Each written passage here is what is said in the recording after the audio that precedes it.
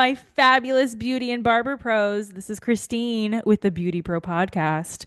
And this week's guest is kind of a cool chick because we kind of sort of share the same name. So, Christina, how are you, my lovely lady? I am very good. I'm happy to be here. Fabulous.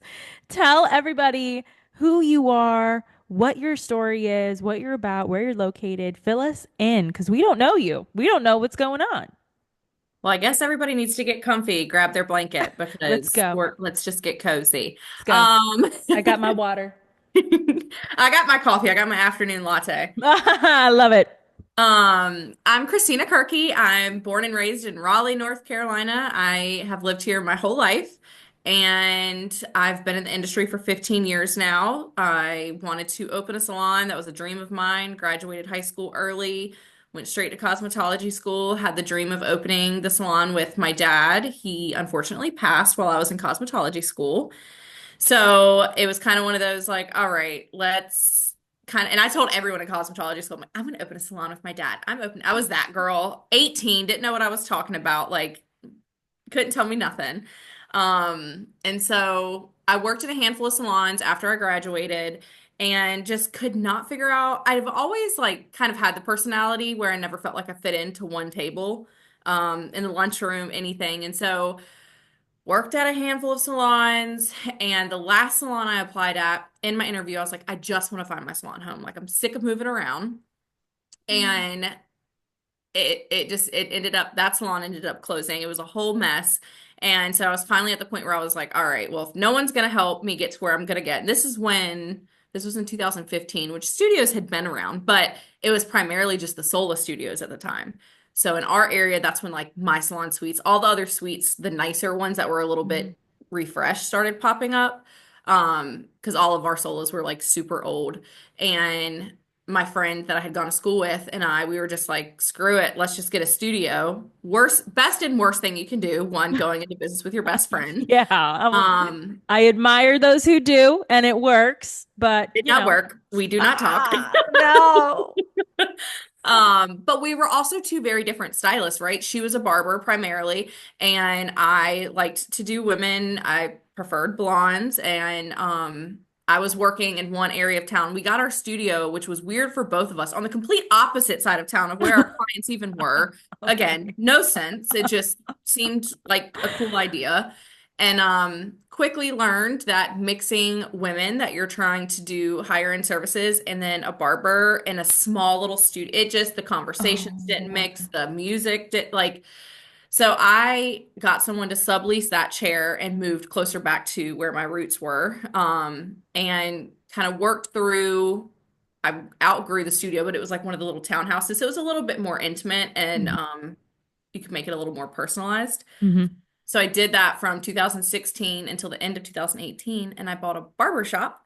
That was for barbers. What's the problem here? I don't know. No problems, but Just but it was less than a mile from my studio, and it was owned by this cute little 72-year-old man. oh. And all he still wanted to work there part-time, and everyone that had walked through didn't want him to work there anymore. And I'm like, this little cutie is at no threat to us. Yeah, sure, Oh, he can work here some. oh He my is God. actually, so I was there until June last year. So I technically opened there January 2019, and then till June 2024, I went from 1,500 square feet to 2,500 square feet. My little old barber man is still with us. He Oh followed my us. God. Oh. And we are an extension focused color cuts salon. We don't do any like facials, waxing, any of that. And then I have a whole bridal department. And my purpose behind the bridal department was to help with the independent stylist because a lot of times stylists just want to be stylists. Hmm.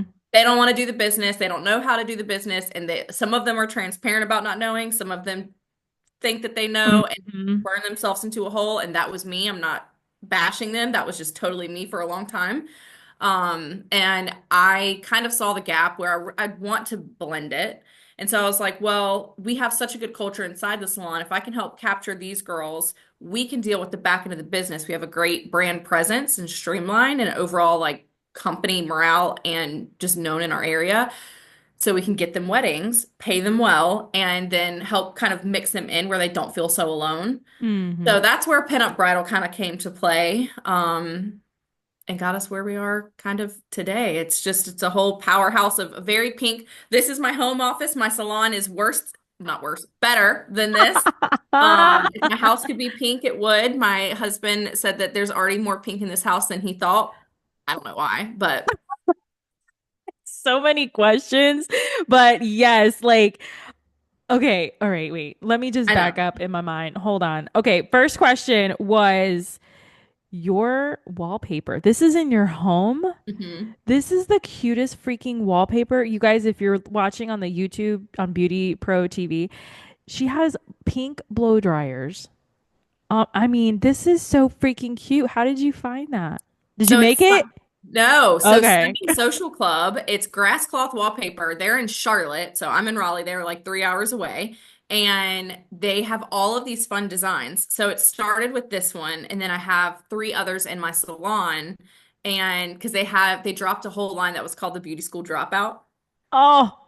Perfect. And so they Oh. have so many different things, but it's all just so fun and colorful. And my salon is kind of think like Beverly Hills Hotel, a little bit of Yes. Charleston, very just pink and all of the things. And so we brought that into our bathrooms. Our bridal suite, they're from their beauty school dropout collection. They had Aquanet hair or hairsprays and stuff like that. I had them take Aquanet off and put our pinup bridal logo in it. It's very subtle, so it's not like our logo all up in your face in there. Sure, sure. But yeah, no, this is definitely one of my favorite lines. It just makes you smile. Everybody, I call our front bathroom, it's our Golden Girl bathroom. We have a pink toilet Oh my God, you guys. So if you are not following Christina and her salon, your salon is called Pinup. It's called Pinup, studio. right? Pinup Studio. Hmm. Okay, you guys gotta follow them on social because it is the freaking cutest place. Like I feel like I've been there already. And one of these days I'm gonna have a tour, and and Pinup Salon is going to be one of the stops because it is freaking the cutest. Anyway, besides it being the cutest, you guys were also at the Data Driven Salon Summit by Yes. Salon Okay. today. Please tell what happened there. Were you guys invited? Did you win? What happened? Yeah, so this was our second year winning Salon Top 200, which was super exciting. So the first year, which was last year that we won it, and we had gone to the Denver one, we won for growth. And then this year we won in the business builder category. And that was for our extension line that we dropped and the method behind it, which a method is a method. I'm not going to go on a tangent of all of that. But Hmm. anyways, we expressed all of the growth that had came and that we brought into our business from doing that. And but data driven itself, it's just such a good. It was in Arizona, so first of all, I love Arizona. It's amazing. It was great to get away. It was at a beautiful resort, but the people that are there and the speakers and even the vendors, like it's all high performers, it's high energy, great takeaways. It's all driven on data. Of course, they have some great mindset stuff, but it's the data and stuff to help you really move the needle. Hmm. And I think it's just good to kind of get out and learn from that and I listen to podcasts every single day while I'm getting ready, but it's something about getting in the room sometimes and like Yes. physically meeting people that like you've seen on social media and you've talked to in your inbox, but it's like, oh, you're like an actual human. Yeah, I get to touch you. Yeah. Yeah. Okay, so then how tell everybody a little bit about the salon model, your structure. Are you a hybrid? Are you renting? I because I you mentioned about the pinup bridal side of business, but and then you have your little 70-year-old mascot with you still. So like how are you paying your employees that you were able to be one of the top 200? Like let's get it like an inside Yeah. look. Well, now he's 74, 75. He's special. So we give him the cheapest rent. I don't make anything Yeah. off of him. He's barely there. And so he does pay me rent. Yeah. We don't count him, but he is like the biggest. We're a girls' team. I would love to get a boy on sometime, but he's our mascot. He's in all of our stuff. Me Love and it. him do a duo Halloween costume every Oh, year. just love it. So he rents, but the rest were all commission based. Okay. And we have an associate program, junior, and then we go up 10 levels. And so it's not just like 10 levels? Well, that's including those. So if you're like tier one, Uh-huh. you'll go from junior, which is hourly pay, Hmm. and then you go into your tier one, and your first increase is your price increase. And then obviously you're hitting commission at that point. Hmm. Second time you go up, it'll be the price increase. Next time is going to be the commission increase. So your clients aren't getting hit with the price Oh, increase every single time, but we give our girls 6 months. If they hit the goals for 6 months, they can level up. this We is good. currently only have people up at level 4. So we haven't gotten that far. We just expanded this out this year. Hmm. Hmm. Because when I started, it was just 3 levels. And I have a stylist that's been with me for 6 years. And it's like she got her first actual promotion at the end of last year because she's just been with me for so long. And so that's where, and I understand why, lead stylists end up going out because they've plateaued and I had no more Hmm. room for growth. So that's where we really dug in this year. And we didn't want to hit clients with the price increase every single second that they went. So it's kind of Hmm. like you get different increases each time, but each level there's different requirements when it comes to things, and we're not Summit, so it's not like you have to, and no hate to Summit. It's just not necessarily what works for us. Hmm. We have some of our non-negotiables, but it's not like if you're 100 off from your retail, you got to wait another 6 months. Like I feel like there's different things that you can look at to kind of Hmm. gauge it as opposed to just being so like cut and dry. I love that. And I know for a lot of salon owners, and you probably know this too, because we've all been there, we've all started somewhere. How did you come to how did you come to the point where you're like, okay, we're gonna have 10 levels and this is what we're gonna do and this is how we're gonna go about it and it's gonna be great. Like, how did you come to that decision of doing it that way? I think having the 3 high performers that I have right now, again, one that's been with me for 6 years, Yeah. another for 5, the other, she's coming up on her 3 year. And the one that's been here for 3, she's our lead educator. And me and her are amazing and awful together because we have the same like creative minds. I Makes love my manager want to like run. Because she's like the data and the strategic and all of that. And me right. and her just like, let's just do this. It's gonna be great. Yeah. But when I'm looking at them and it's like, I know the reality is I can't keep these girls for their whole career. I can only hope. And I say that to all of them, but I also understand there's going to come a time or, you're going to want to retire or there's just, I give a lot of grace and leniency, which I think is what helps our low turnover. But I was looking at the big picture of them Hmm. and knowing that they were going to get to that point and at some point it was going to be I'm just not making as much as I could and so how could I adjust that for them Hmm. and get them really bought into the salon itself and the culture and knowing that they're going to be supported every step of the way. That's beautiful. That's beautiful for real. Okay, so now you mentioned that you were so proud to go into business with your daddy-o, and then he passes away. So what was the dream there? Of course, you're carrying on the legacy that you planned with him, Yeah. right? Which I just love. I'm a big fan of legacies, a big fan of family businesses. So when he passes away, which if you don't mind sharing that part of your story, Oh yeah. um, go tell us what happened there. He's definitely he this is going to be 15 years which is like so weird that he's been gone for almost 15 years. Listen, you just said it, and I'm like, oh yeah, it was like the other day, but no, it's been a It's been while. so long. And of course, for anyone who's ever lost someone super close or a Yeah. parent, like grief comes and goes in so many waves. Mhm. And I mean, I was a mess, obviously. I was only 18 at the time. Mhm. And my dad came from nothing. He had built up a company here and he had his own painting company. So he primarily did commercial painting, or if it was residential, it was very high dollar houses. Mhm. And so he definitely didn't understand how lucrative the beauty industry could be. Right. I think he kind of saw it as like an easy way out for me. Because I was never the schoolgirl. Like if I was going to do Mhm. anything other than this, I thought I was going to go be a lawyer because I like to argue. Right. Makes no sense. Whatevs.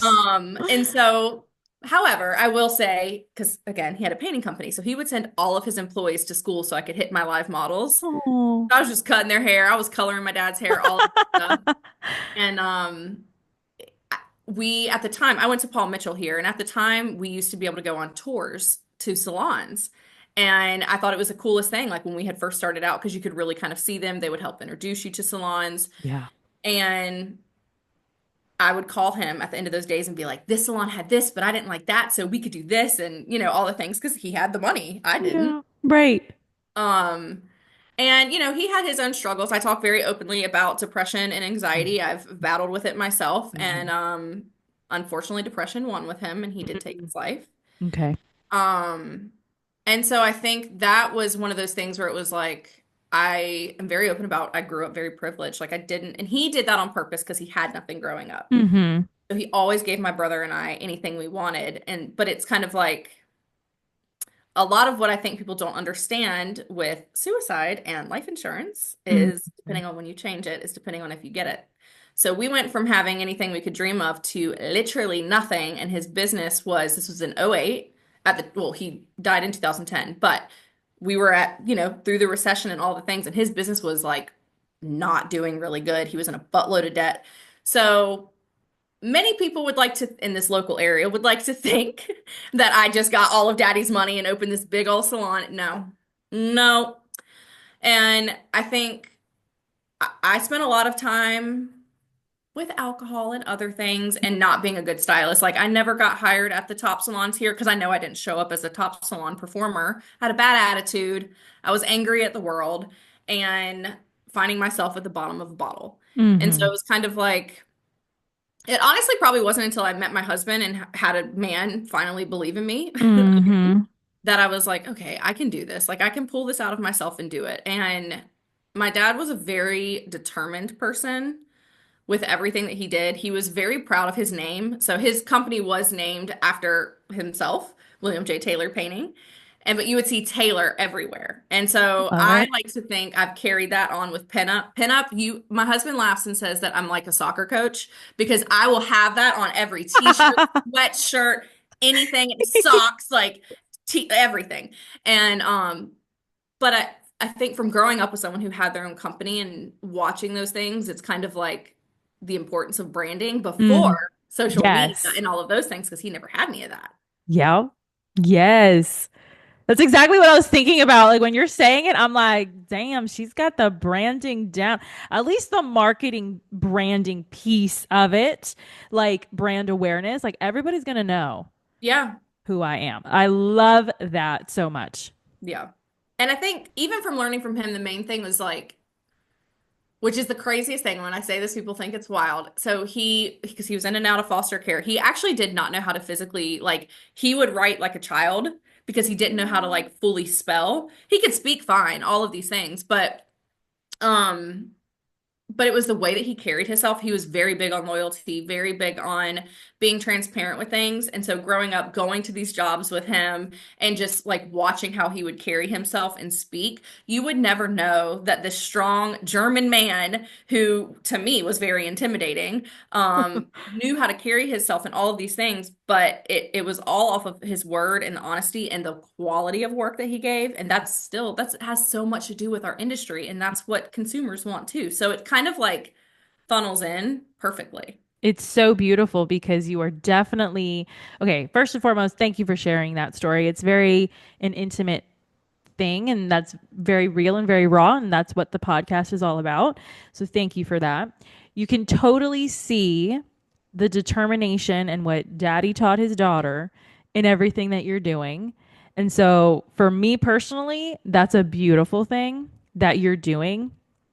And as a business owner, no one else is gonna understand that except you. You know what I Yeah. mean? And that I just love that. So it's still a family business, even though he's not there, Yep. you know? Anyway, that was my coaching self that just came out. Excuse me. But any case, so all right, so tell us a little bit, what do you feel? I know you mentioned before that you were kind of like hopping around a salon to salon. What was it that you couldn't find? Education was a huge thing. And that's why two reasons why our salon, the way our associate program is, it's a 4-month rapid one. Hmm. Nobody can survive off minimum wage for a year. They're not learning. I truly believe you have to mess up hair to learn how to do it. And I Mm-hmm. don't just mean mess up a mannequin. While obviously I prefer to not have live humans mad and messed up, we obviously do the best that we can to make sure that doesn't happen. Regardless, you can be a well-seasoned stylist and still mess up. Like it's just the reality of it. But I feel like with the education component, all the salons I went to, you get your yearly product knowledge class on products that have 2 inches of dust on the top of them that they don't push you to sell, or you get the most basic color class. And I was like, it wasn't it. So even when I went out on my own, trying to find education and doing all of the things, yeah, I would go to some of them, but I feel like it was so hard just to get owners to understand, like, if you could just pour into us a little bit more than Mm-hmm. this is why we need to sell the retail that has 2 inches of dust on it, we could probably be a little bit better at our craft and charge a little bit more. Mm-hmm. And the same thing went for extensions. Like uh, multiple of my girls have taken so many courses, but then, and I pay for 50% of their extension courses because there's a high investment. And then I offer, depending on what the course is, anywhere from 20 is the minimum to 50% coverage of any class the girls want to take outside of what we offer. Mm-hmm. But say it's a $1,500 class and you don't have that remaining 50%, I'm basically like their afterpay. I'll pay for it. And then I deduct $100 out of each paycheck till their portion's paid off because I don't want to stifle them from that. And I don't want money to be the reason why they can't get to the next step in their career. Mm-hmm. But I would spend this money with stylists and they would come back. There's little to no help from a lot of these bigger extension companies. They're standing behind my lead stylist. My lead stylists are either correcting or holding their hand through every single thing. And so that's kind of why we got to the point where it was just like, okay, well, we can just do this ourselves and save the money. We can educate and certify our girls in-house and not have to spend all of this and do the model days and get that repetition down because they just weren't getting that support. So my main thing was education Mm. behind it and then the support behind it and knowing that it's more than just product. Yeah. Okay. And you went, I'm assuming from being at a Paul Mitchell school, you went into Paul Mitchell salons? So, no. I feel like at that time when I So sorry. there really wasn't that many Paul Mitchell salons in this area. I feel like in the begin back then there was more like a Veda focus. So we had Yeah. Paul Mitchell and Aveda here. I feel like there's still more Veda focused salons, but there was very few Paul Mitchell in the area. So that while when I was touring schools, they sold that as a huge high point as to why we could get a job because we would learn their cuts and learn their Hmm. color. The first salon I went to was Wella, and then everything else was Redken after that. Okay. So I never even worked with Paul Mitchell ever again, literally. Oh my God. Okay, so then now let's fast forward. You now have Pinup Studios and you have your own hair extension line. Is that what I'm Yes. understanding? Okay. So how did that happen? Because of a lack of Hannah. education?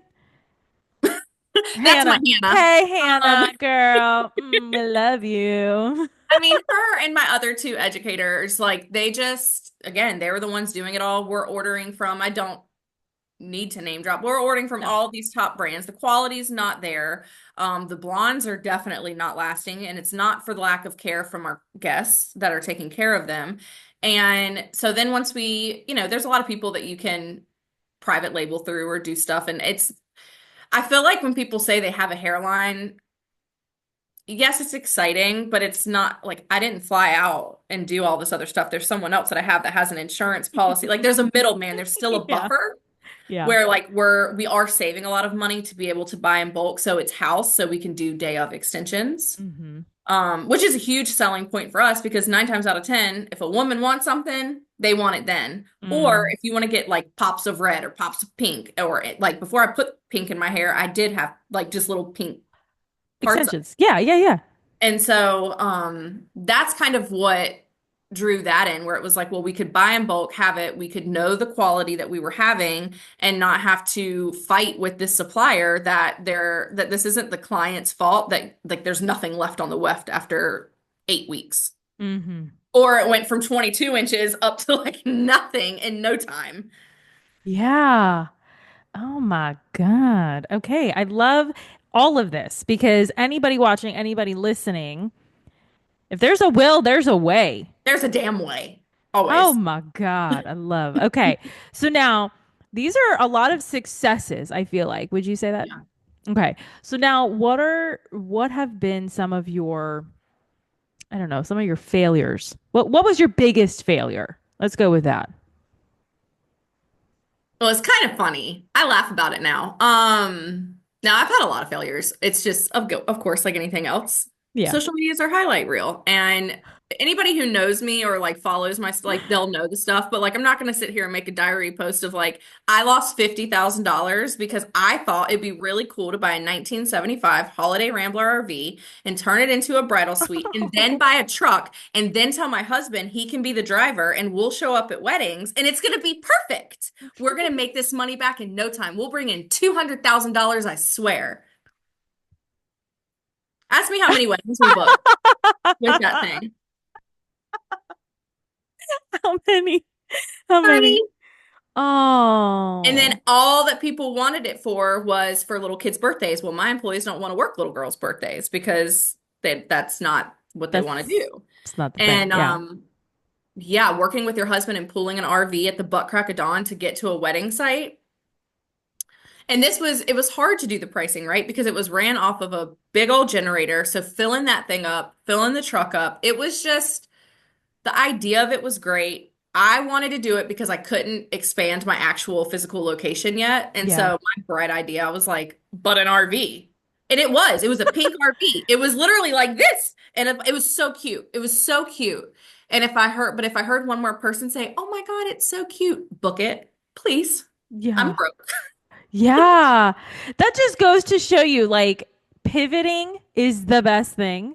We can Yep. have these amazing ideas and it works in our minds, but like in reality, like it's not, it's more like a novelty than it is a Well, money and I maker. think at the time that we did that, a lot of the venues around here, because we are in the South, so a lot of them were, the barns or the smaller. And so, like, bridal suites were not, they didn't get a lot of love. Hmm. And so, when we had first started doing brides, they were booking hotels or doing other stuff and it wasn't on site. Or some of the venues don't let you in until too late.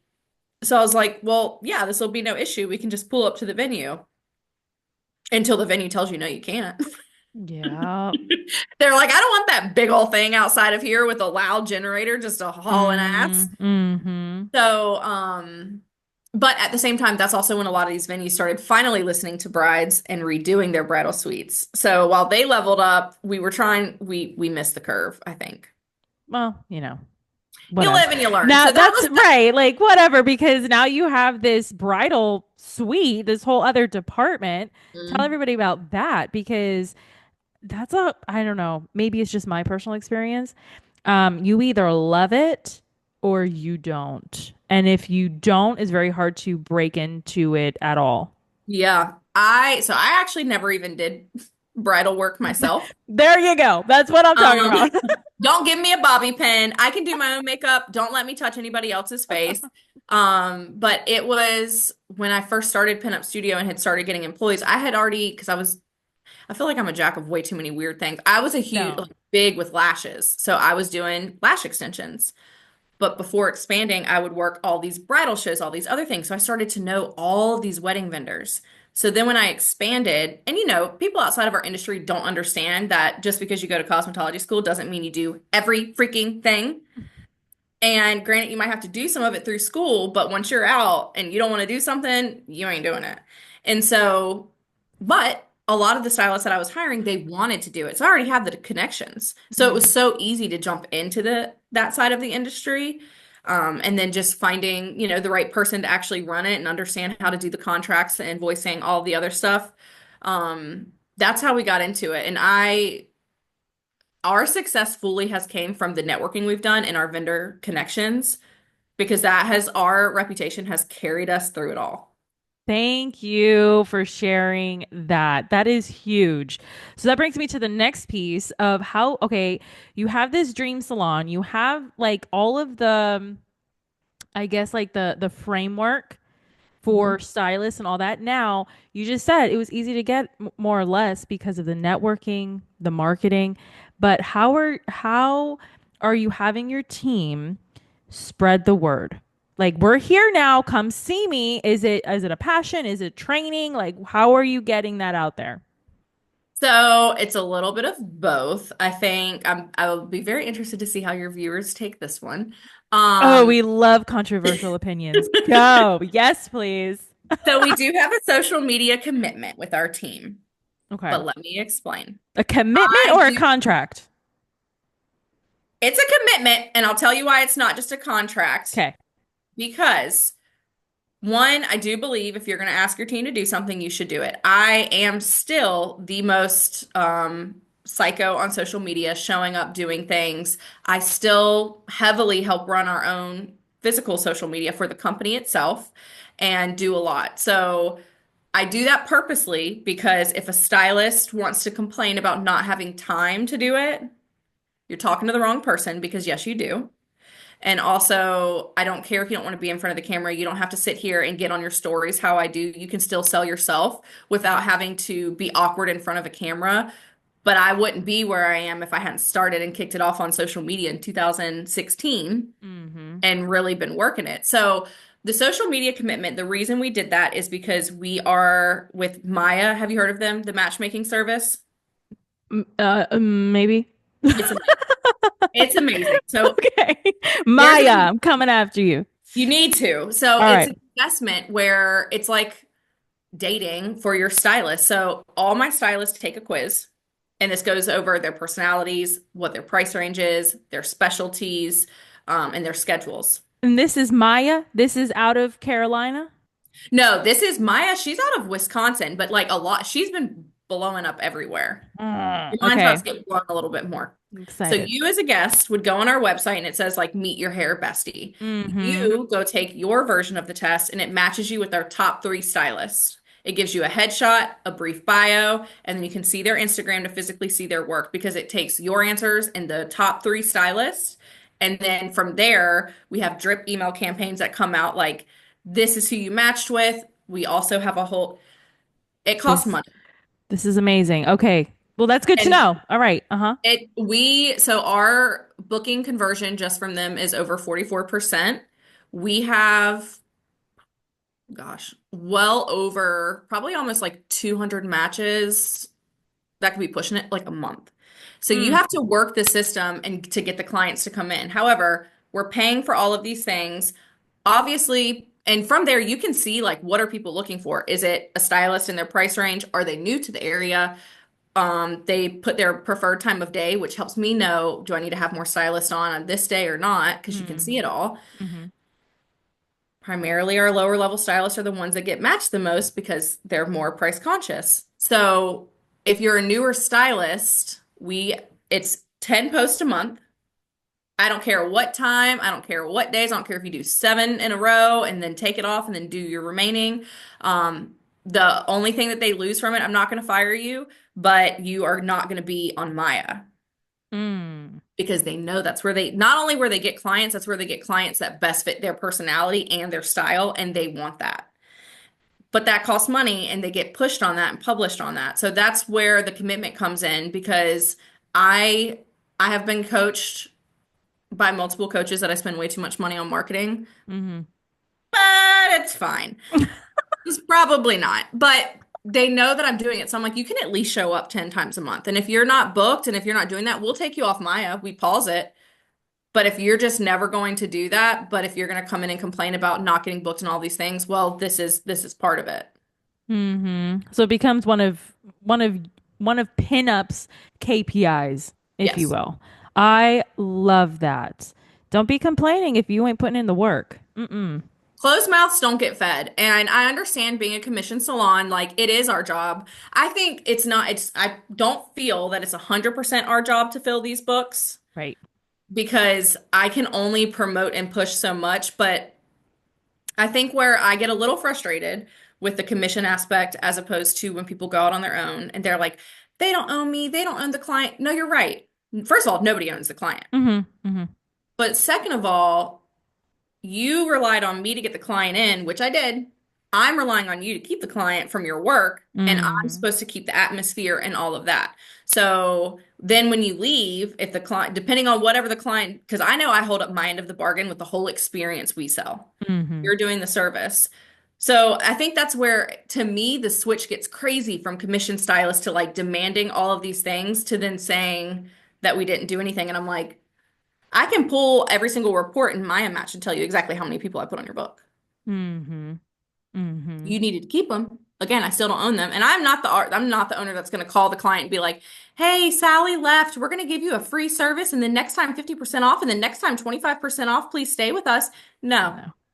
You want to go with No. her? Go with her. We've had stylists come that have books that just kind of wanted a break and then went and did their own thing. Okay. I don't they have their clients' information. It's a social media day and age. Everybody Right. follows everyone. It okay. Exactly. It sucks. Yeah. But I don't own them, and neither do they. And I always tell them, this client is either going to stay with us, miss you, or they're gonna go to you, maybe not like the atmosphere, come back to us, or we're both gonna lose them. Yeah. Yeah. Okay. What do you think is your biggest strength? Personal or professional? Like, let's be real here. Like, we're in an intimate industry, so it kind of blends together. I think really seeing people and meeting them where they're at, Yeah. and just like motivating people to get out of their own way. Like I understand, I think because I've gone through, and I don't think that you necessarily have to go through something earth-shattering, but I do believe those who have gone through things when the rug has truly been ripped out from under you, Mm-hmm. that it does change your perspective on a lot of things. And I'm a very curious person. So I want to know why. I want to know why someone saying something upset you that bad. And how can I help you get out of your own way to not make you fly off the rails just Mm-hmm. because you didn't like what was it about that set you off that way? So I think seeing people where they're at, but helping them see what I see and Mm-hmm. how good they can be. I love that. What is advice that you would give to somebody just starting out? Get a therapist. Amen. Yes. Everybody Get a needs a therapist. therapist. Um, be patient. I wish that the cosmetology schools help these stylists understand that just because you're seeing these stylists talk about being six-figure stylists all over TikTok, that they didn't just graduate. Mm-hmm. I have had, because we do have like we are known for our education, so we Mm-hmm. get a lot of babies.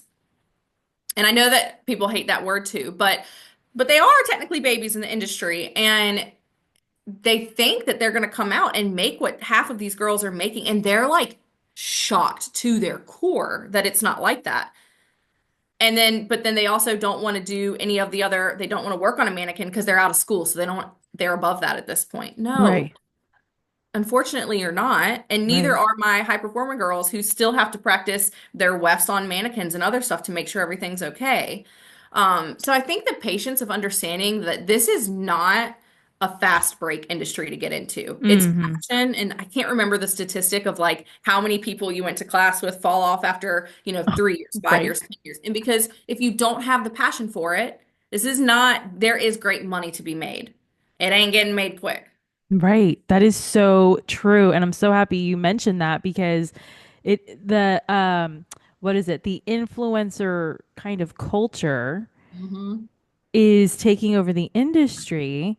And I don't know if it's because of the big brands that have kind of created their own monsters or TikTok or Instagram or whatever it is, but if you don't prioritize your passion and your people, like you're not getting anywhere. No. No. No, just no. Okay. So, what is the biggest insult that you have ever gotten that you are just so proud of? It drives you. Like, what is that insult? I don't know if it drives me. It kind of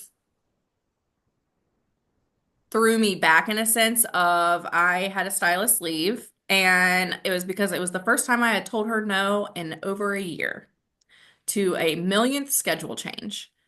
who was already part-time and wanted to change again. She was new to the industry and she was treating her career like her side job and her main job like her career. She was worked at Starbucks. And so for her, Mm. that was like she kept wanting to give away hours and go there because there was more money there. Again, I get it. I get it. Mm. But she was growing so good. And so I finally said, no, I'm sorry. We can't accommodate this schedule, in which I was lied to for 4 weeks that she wasn't leaving. I thought we had a great relationship. And I straight up asked her, I was like, girl, just let me know. Mm-hmm. Quit and told me if I valued my employees like I said I did, I would have given her what she asked for. Mm. And that sat with me because I was like, and that threw me back even when we spoke. I was like, this is the first time I've told you no in over a year. How have I not valued you? And if I gave every single employee something that they asked for, I wouldn't have a functioning business because I did that years ago before we actually grew. And I didn't have, it was a freaking chaos and it was awful. And I had no personal boundaries. I had no profit. I had nothing. And that was an insult that I was just like,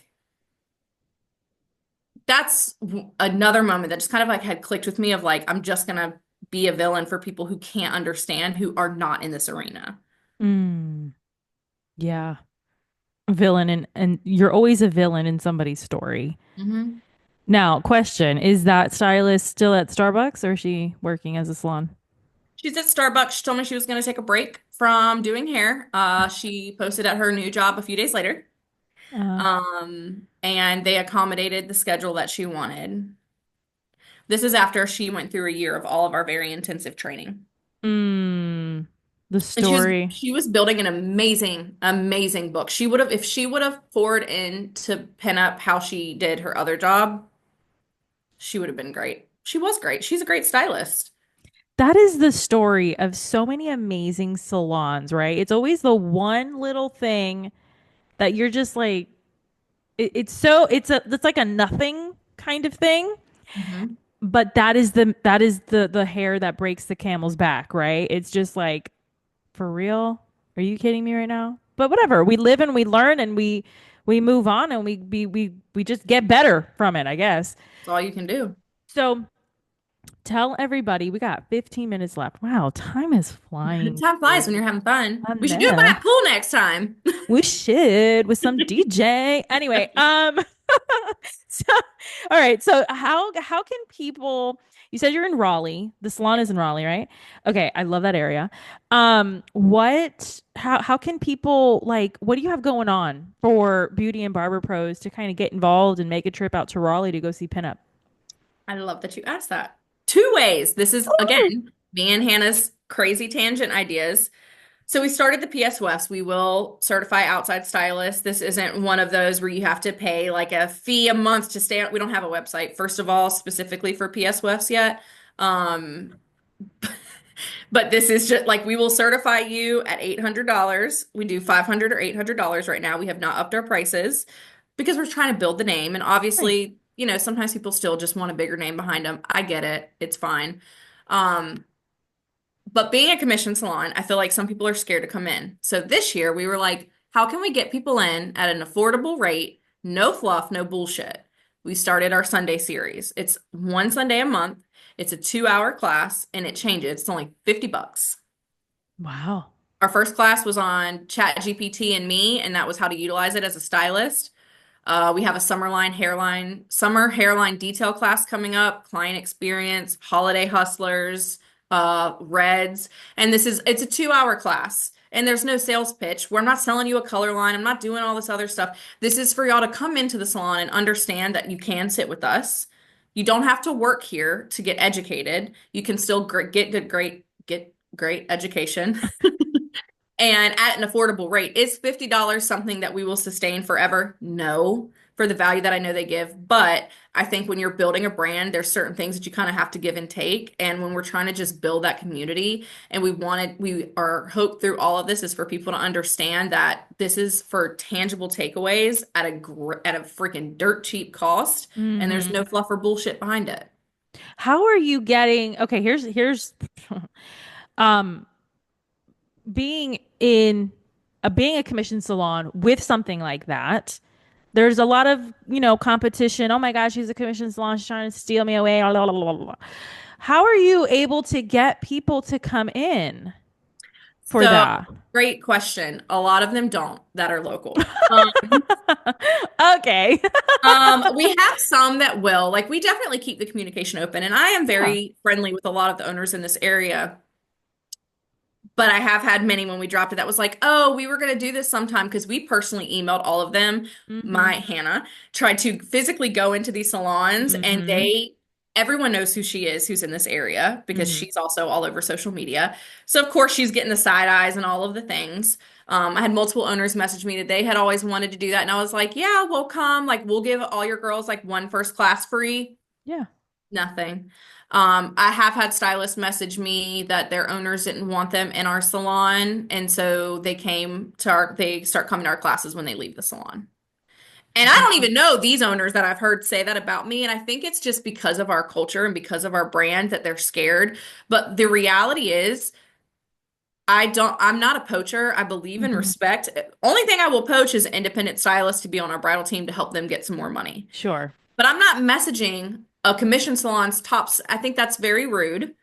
And I would not, I know that happens to my girls. I don't think that it's nice. Nice Mm-hmm. isn't the word. I just don't think that it's ethical personally. I know people are Right. like, they can do it on LinkedIn or you can do this. But if your stylists are coming into our salon, I can tell you right now, last thing we're talking about is a job here. We have 2 hours to teach you what we have. I'm not Right. wasting my time. Right. Right. Exactly. We have, Exactly. because our classes are on Shopify. So we can see how many people are looking in abandoned carts and all the things. The views are viewing. The money ain't coming. Mm-hmm. But I know that it will. And I think if we can just stay consistent and focused and try to kind of branch and let people know, that's kind of all you can do. I'm a very open, transparent book. So also any of the owners here know that. Like, it is what it is. Whatever. Okay. I love this. I love it because that just shows you again, it doesn't matter where you are, that competition mindset is still very strong in the industry. It hasn't broken up Nope. yet. Maybe a little, but A not little. not I much. think what's broken up more is the new wave of salon owners that actually give a shit about their employees. Yeah. And I think that's the hard thing to see on TikTok of these independent stylists who clearly were hurt. I've been hurt. I've been Mhm. stolen. It's the story of every stylist that Right. has been in the industry. And so I think the best thing that our industry with new owners has done is giving stylists that safe space and actually being a good boss Mm. or hearing them out. But I think there's still a lot of work to be done on Yeah. the community aspect of things. There's more than, you know how many people live? I don't even know how many people live here. We can't accommodate all of them. Right. There is enough people for everybody to go around. Everybody needs to take a chill pill. What was the other? That was the one way. So you have the education going on, right? What was the other way that people can get involved with you guys? Or was there? It was the hair extensions and the classes. Was that it? Hair extensions in class is really it, Okay. for now. I'm so excited. I'm gonna be watching. All right, so wait, you're in Raleigh. You're in Carolina. I hope to see you at the Tennessee Beauty Trade Show. Wait, when is that? Oh, girl, August 3rd and 4th. Okay, I'm there. Okay. I will send I you the didn't, links. I feel like all I think of or is like the Orlando show is all I ever see anything's on, which I'm not going to that one, but Because that one's the big one. Sorry, it is. everybody. But Sorry. is it? Right. Like everybody watching and listening, we're having a minute. Okay. We're having girl talk. For real, like Orlando's one of the biggest ones. The beauty trade show of the Great Smoky Mountains, that's August 3rd and 4th. It's their second year. So good. And I'm going to be there. And then you got the PA beauty show that happens like every other year too. So Yeah. I think I had seen posts. Maybe that's when I started following you. Because it was their first year last yeah. year. Yeah. Is that when I don't know. Maybe that's when In I started any being your case. social media stalker. I love it. Mark your calendar. Anyway, okay, so what else do we have to talk about before we wrap it up? What else do people need to know? I'm gonna have all of her links in the show notes, guys, so watch for that. But what else you got, Christina? I think it's really just finding people that are in the same arena as you and hanging out with them. We went to Gina Bianca's, Love her. She was a I know. guest. She was one of the We first went ones. to her salon owner retreat earlier this year. And while it's definitely, I probably wouldn't like talk about things as much with the local salon owner as we did out there. Yeah. But like you have to have these people in your corner. No one understands our industry like we do. And Mm-hmm. I have made so many good salon owner friends, salon manager friends who like they just get it. You cannot talk to someone with a normal job and Mm-hmm. they're not going to understand half of the stuff that we do. And I felt like when we went to her retreat, I was at a point where I was just like, "Oh my God. Like, are we the only?" And then you get there and you see people, even Gina and half of her stories, and you're like, "Oh my God, she's dealt with this too." Like, Yeah. I love that so much. Okay, one final question and then we'll wrap it up. yeah, What is a question that you wish I would have asked you and how would you have answered? God, I feel like we talked about so much.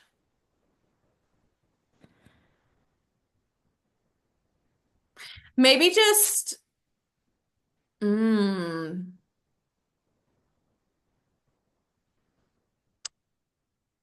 I want to talk about something with firing.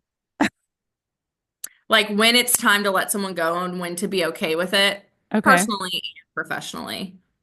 Ooh, okay. And I, what's your with answer? being such a hands-on owner, it's a blessing and a curse Hmm. because I do get to know my girls. I've done a lot better at protecting myself personally, but I think knowing that just because you see the best in someone, like I think if you were to have asked me, when do you know it's time to let someone go or when do you give up? And I hate the idea of having to ever give up on someone, but I don't think that you can't want something more than somebody wants it for themselves.